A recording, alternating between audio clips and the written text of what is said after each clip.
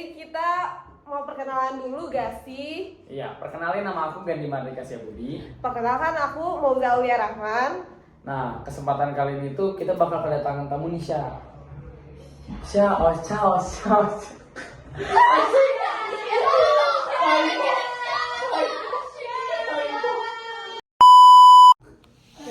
bagus, cepet. Ayo, kembali. Ngadep Sarah dulu, Iya. jangan kesana. 1, 2, 3. Halo semua, jadi kembali lagi kita di podcast. Dumek. Oke, jadi kita perkenalan dulu gak sih? Perkenalin nama aku Gandhi Mardika Syabudi. Perkenalkan aku Mauza Aulia Rahman yang biasa dipanggil Ocha. Nah, kesempatan kali ini kita bakal kedatangan tamu nih, Ca. Siapa tuh? Ada deh misteri. Boleh narasumber? Narasumber.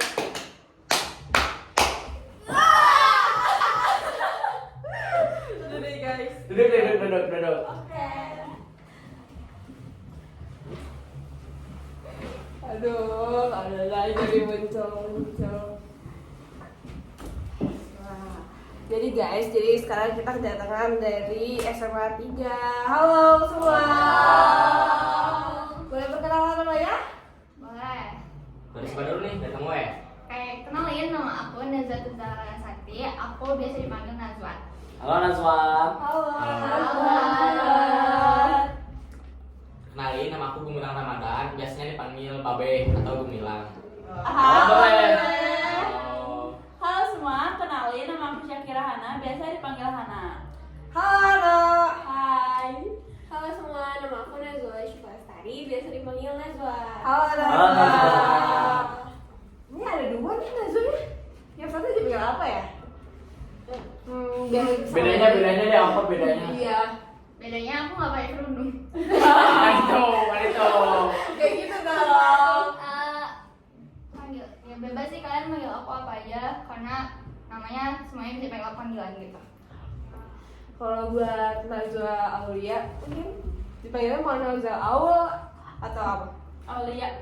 Aulia boleh. Boleh. Oh, jadi. Nah, oke.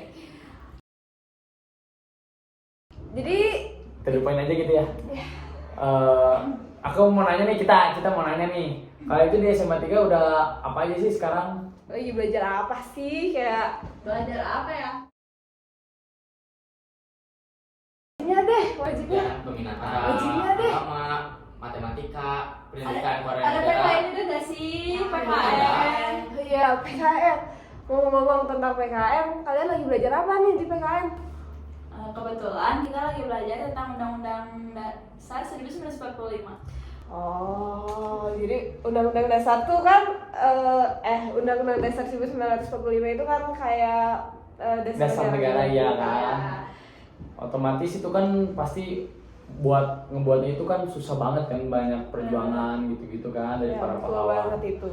Kalau menurut kamu nih atau bebas jawab. Latar belakang buat itu apa sih sampai pahlawan tuh pengen banget gitu membuat UUD? Nah, jadi latar terbentuknya Konstitusi Undang-Undang Dasar 1945 bermula dari janji Jepang untuk memberikan kemerdekaan bagi bangsa Indonesia di kemudian hari. Janji tersebut berisi antara lain yaitu sejak dari dulu sebelum pecahnya peperangan Asia Timur Raya, Dai Nippon sudah mulai berusaha untuk membebaskan bangsa Indonesia dari kekuasaan pemerintah Hindia Belanda. Tentara Dai Nippon serentak menggerakkan angkatan perangnya baik di darat, laut maupun udara untuk mengakhiri kekuasaan penjajahan Belanda. Sejak saat itu, Dai Nippon Teikuku memandang bangsa Indonesia sebagai saudara muda serta membimbing bangsa Indonesia dengan giat, tulus, dan ikhlas di semua bidang. Nah, sehingga diharapkan kelak bangsa Indonesia siap untuk berdiri sendiri sebagai bangsa Asia Timur Raya. Namun, janji tetaplah janji. Penjajah tetaplah penjajah yang selalu ingin lebih lama menindas dan mengurus kekayaan bangsa Indonesia. Setelah Jepang dipukul mundur oleh sekutu, Jepang tak ingat lagi akan janjinya untuk memerdekakan bangsa Indonesia. Setelah menyerah tanpa syarat kepada sekutu, rakyat Indonesia lebih bebas dan leluasa untuk berbuat dan tidak bergantung pada Jepang sampai saat kemerdekaan tiba. Nah, pasca kemerdekaan Republik Indonesia diraih, kebutuhan akan sebuah konstitusi tampak tak bisa lagi ditawar-tawarkan dan harus segera diformulasikan. Oleh karena itu, lengkaplah Indonesia menjadi sebuah negara yang berdaulat sehingga UUD 1945 berhasil diresmikan menjadi konstitusi oleh Panitia Persiapan Kemerdekaan Indonesia atau PPKI Dr. Itu Jumri Inka. Nah, kayak gitu sejarah singkat pembuatan undang-undang atau latar belakang Undang-Undang Dasar 1945. Gitu ya Hana. Iya. Rumit juga ya. Iya Hana. Iya. Rumit juga ya. Rumit juga. Rumit banget emang negara Indonesia ini. Tapi rumit-rumit itu emang siapa sih yang nerbitinnya gitu? Nah, jadi Undang-Undang 1945 ini disahkan sebagai Undang-Undang Dasar oleh seperti yang tadi udah aku sebutin oleh PPKI pada tanggal 18 Agustus 1945. Nah, penyusunan rancangan undang-undang ini juga dilakukan secara bertahap nih, kan kayak gak mungkin kan nyusun Iya, undang-undang pasti dasar langsung. Nah, jadi disusun oleh Badan Penyelidik Usaha-Usaha Persiapan Kemerdekaan Indonesia yang dibentuk dengan izin Jepang sendiri pada tanggal 29 April 1945. Kayak gitu. Gitu ya. Tapi itu kan sejarahnya itu panjang kan pasti. Di dalam prosesnya itu apa nggak ada perubahannya gitu, atau misalnya kan kita kayak realistis aja gitu, kayak proyek besarnya suka ada gagalnya atau gimana? Iya. Kalau UUD sendiri itu nggak ada perubahannya itu, apakah ada? Pasti gak sih, Iya kan? pasti ada perubahan. Kalian tahu nggak kalau undang-undang itu dia melakukan 4 kali amandemen? Oh ya? Ya. Nah, jadi kayak pas amandemen itu benar-benar rumit banget. Dimulai dari amandemen yang pertama itu dilakuin pada tanggal 14 sampai 21 Oktober tahun 1999, di mana si undang-undang itu lebih banyak mengubah tentang si masa pimpinan presiden gitu. Waktu itu kan pas masa jabatannya Soeharto itu kan kayak menjabatnya lama banget. Nah, setelah undang-undang di amandemen yang pertama, itu masa jabatan presiden itu cuma boleh 5 tahun dan boleh menjabat lagi tuh setelah 5 tahun itu selama 1 kali. Jadi kayak contohnya Jokowi pada saat masih menjabat sebagai presiden, dia kan menjabat selama 5 tahun, terus dia melakukan calon pilpres lagi tuh 5 tahun lagi, terus dia kepilih lagi 10 tahun. Dan sekarang kan kita udah ganti presiden. Terus setelah amandemen pertama, kita Undang-Undang Dasar 1945 itu melakukan amandemen lagi, di mana pada tanggal maaf Kenapa? kalau nggak salah itu tanggal 7 sampai 19 Agustus tahun 2000, dimana itu kita banyak memindahkan kewenangan kekuasaan, jadi dibagi-bagi gitu. Jadi si kekuasaan pusat ini tuh kekuasaan di pusat nggak cuma di pusat, jadi dibagi-bagi lagi. Itu tuh namanya otonomi daerah atau desentralisasi. Yang kayak DKI Jakarta itu kan ada DKI-nya, terus ada daerah istimewa Yogyakarta juga, terus sama ada daerah khusus Papua. Oh, keren. Jadi kayak ada daerah khususnya gitu ya? Iya. Beda-beda. Oh iya, tadi kan udah nyampe amandemen kedua ya. Ya, masih ada 2 amandemen lagi. Itu amandemen ketiga, di mana itu dilakukan pada tanggal kalau nggak salah tanggal 1 sampai 9 November tahun 2001. Oh. Dimana ini tuh ketika kita mau mengubah pasal-pasal di Undang-Undang Dasar 1945 itu anggota MPR tuh harus yang datang tuh harus 2/3-nya dari anggota MPR tuh. Jadi baru bisa diubah pasal-pasalnya. Lalu yang keempat tuh ada amandemen keempat dilakukan pada tanggal 1 sampai 11 Agustus tahun 2002. Dimana ini tuh lebih memupuk rasa demokrasi kita sama rasa semangat untuk kayak membangun rasa konstitusionalisme kita. Gitu deh prosesnya. Cukup rumit dan panjang.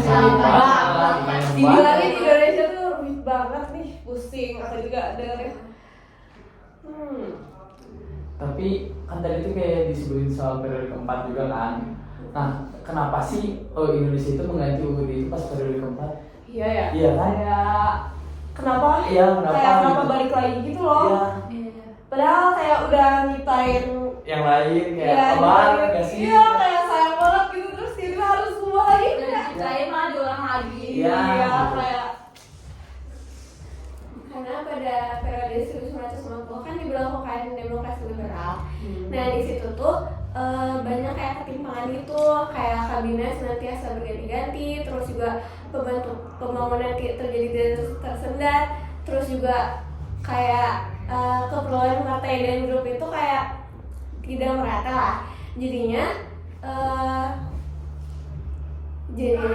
di situ dikeluarkan dekret presiden pada tahun 5 Juli 1999. Nah, Presiden Soekarno mengeluarkan ketetapan presiden yaitu mengembalikan kembali UUD 1945 dan menukar sementara Konstitusi 1950 yang berlaku kepada kala itu.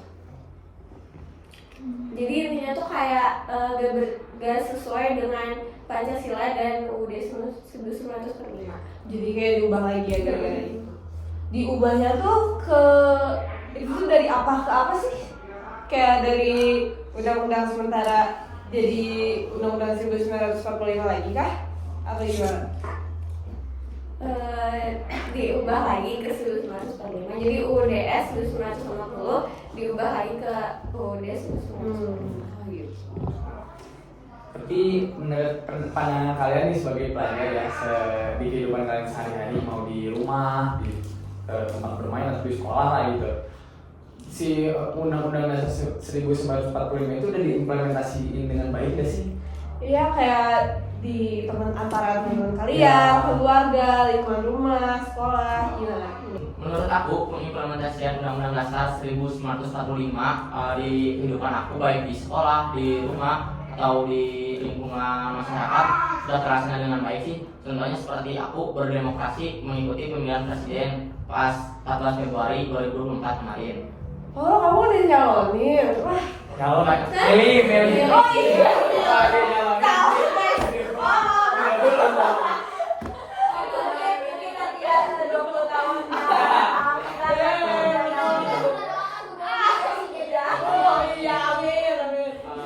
Kenapa aku berpartisipasi dalam pemilihan presiden? Soalnya itu adalah hak dan kewajiban aku sebagai warga negara Indonesia yang telah berumur 17 tahun ke atas. Nah, banyak juga nih orang-orang yang di sumuran aku atau di atasan seperti umur 20 atau yang 30 kayak orang yang benar-benar apatis itu. Mereka itu tidak ikut dalam pemilihan presiden itu. Tandanya mereka ini masih ada nih orang-orang yang kurang mengimplementasikan Undang-Undang Dasar 1945 dalam kehidupan sehari-hari. Kalau dalam sekolah sih aku merasa pengimplementasiannya udah lumayan sih. Soalnya dari peraturan-peraturan yang ditetapkan masih banyak orang yang udah melakukan penerapan aturan itu. Contohnya kayak datang ke sekolah dengan tepat waktu. Terus misalkan kita presentasi nih tugas, contohnya kayak pelajaran geografi. Nah, aku sering nanya-nanya kalau orang yang lagi presentasi, kenapa? Karena itu adalah hak kita sebagai pelajar itu, dan juga hak kita sebagai warga negara Indonesia. Karena kebebasan berpendapat itu juga sudah diatur dalam pasal 28E ayat 3 tentang kebebasan berpendapat telah dijamin oleh negara. Dari aku sih mungkin gitu aja. Oh gitu. Kan tadi ada kayak tentang aturan sekolah nih. Kalian berempat, kira-kira ada yang pernah melanggar aturan sekolah nggak? Pasti pernah nggak sih, kan kita juga masih Iya. Kalau aku sih paling waktu itu kena sidak dari OSIS sih, kayak kena rambut panjang. Cuman ya dari situ aku belajar kalau kedepannya aku harus lebih disiplin gitu. Ya betul banget, itu harus. Kalau yang lain gimana? Aku pernah sih kayak ketinggalan gitu kan pin aku, jadi kayak dipanggil gitu. Ya sesimpel hal kecil itu juga pasti jadi berpengaruh banget. Terus kan tadi tuh di dalam penjelasan kalian itu kan ada kata demokrasi gitu kan, demokratik gitu. Kalau menurut kalian itu gimana sih, apa maksud definisinya dari demokrasi? Betul, itu kayak nggak dijelasin secara panjang gitu, jadi kita kayak bingung gitu. apa ya demokrasi itu apa? Iya betul. Boleh dijelasin sama siapa? Bebas. Nah, jadi aku aja mungkin ya.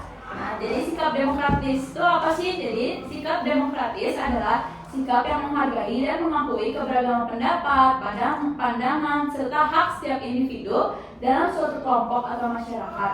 Nah, sikap ini juga ditandai dengan keterbukaannya terhadap perbedaan, kesediaan untuk mendengarkan dan mengutamakan musyawarah untuk mencapai kesepakatan bersama. Nah, jadi kayak gitu secara singkatnya demokrasi itu. Berarti kayak contohnya tadi ya yang Gumilang atau Babeh ini kayak pas presentasi terus nanya gitu ya. Ya, itu termasuk. Tapi kalau selain itu ada contoh-contoh lainnya nggak sih dalam kehidupan saya itu demokrasi? Iya, Bisa. kayak gimana gitu kayak di sekitar sekolah deh yang gampang. Kalau menurut aku sih yang paling gampang banget untuk contoh perilaku yang udah tentang demokrasi ini, paling gampang itu menghargai pendapat orang lain. Nah, dengan menghargai pendapat orang lain, kita bisa apa ya namanya? Lupa kayak gimana coba jelasin. Kayak misal kita Ya. pemilihan KM gitu, itu kan menghargai pendapat orang lain juga. Iya. Terus kayak walaupun pas kita memilih KM, tapi yang kepilih yang bukan KM yang kita pengen, dengan kita menerima dengan lapang KM yang bukan yang kita mau, nah itu udah menghargai pendapat orang lain gitu. Terus juga aku menambah ini, terus juga kita harus menghormati hak dan kewajiban seseorang gitu. Kita juga gak boleh memaksakan pendapat kita untuk agar orang lain terima. Soalnya setiap individu itu pasti memiliki pandangan pendapat yang berbeda-beda gitu. Iya sih, betul banget ya kayak beda-beda. Misal aku pengen apa, kalian pengen apa gitu ya. Oh, Terus kayak mungkin salah contoh lainnya kayak misal kita ada masalah atau apapun yang berkaitan dengan banyak orang, kita bisa menyelesaikan dengan musyawarah sesuai dengan Pancasila juga. Jadi kayak kita bisa lebih nerapin sikap demokratis dalam kehidupan sehari-hari kita. Gitu. Simpelnya pas kita lagi kerja kelompok aja nggak sih? Kan kita juga kan perlu ngelihat pandangan orang lain kayak gitu. Ya, kan. Biar kelompoknya juga berjalan secara lancar juga kan. Jadi lebih pengimplementasiannya lebih ke sila keempat ya. Soalnya Undang-Undang Dasar 1945 ini berhubungan erat dengan Pancasila. Betul banget. pertanyaan terakhir deh nih. Kita coba studikan saja ya. Kayak misalnya kalian lagi bebas mau kalian lagi pidato, mau musyawarah atau apapun lah di kelas atau dimanapun. Kalian lagi ngomong nih, tiba-tiba tuh ada orang yang nyela omongan kalian gitu, tiba-tiba motong pembicaraan. Pandangan kalian itu kayak gimana gitu tentang orang itu, masih gitu, iya kan? Sih kayak aduh nyebelin banget nih orang. Iya, gitu. Kalau kata aku sih pas kita lagi ngomong terus kita dipotong nih sama orang, pasti gak enak gak sih, kayak ngerasa jadi gabut buat ngomongnya gitu. Iya, Terus bikin bener. bad mood, iya benar-benar. Gimana sih? Kayak merasa apaan sih nih orang. Terus juga kayak mereka tuh diajarin gak sih buat gak motong pembicaraan orang gitu. Kayak itu kan gak sopan, terus juga kayak gak sorry buat gak ada etikanya gitu. Jadi kayak sama aja kita nggak menghargai pendapat orang lain gitu. Iya, betul banget. Kayak hal sekecil itu tuh penting banget tapi jarang dilihat sama orang-orang. Iya. Terus kayak misalkan kita nih lagi cerita sama teman, tapi tiba-tiba ada orang yang nimbrung nggak tahu dari mana motong pembicaraan kita, itu kan kayak ngerasa jadi malas buat ngelanjutin ceritanya lagi kan. Iya. Waduh banget gitu. Ya, waduh momen. Terus kayak udah mah kayak bikin orang tersebut gak enak. Terus kayak selain itu kita juga melanggar kayak apa sikap yang implementasi Pancasila yang Undang-Undang Dasar kan kayak ya gak sopan banget Kayak lah kurang pokoknya. baik ya. Nah, Betul. Jadi gak diimplementasikan. Iya, itu kayak ini sering dibaca gitu, maksudnya sering diucapkan pas upacara, terus tapi masih nggak mengimplementasikan dengan baik sih, itu parah banget sih. Iya. tidak mencerminkan pelajar banget gitu. Iya, betul banget ya, betul banget. Ya, segitu aja deh kayaknya dari kita. Makasih ya udah mau ditanya-tanya. Maaf banget nih sama waktunya. Udah kita. Ya, benar-benar. Mudah-mudahan ngundang kita ke acara ini. Iya. Gak nyangka sih bakal diundang ke acara ini. Wah. Wow.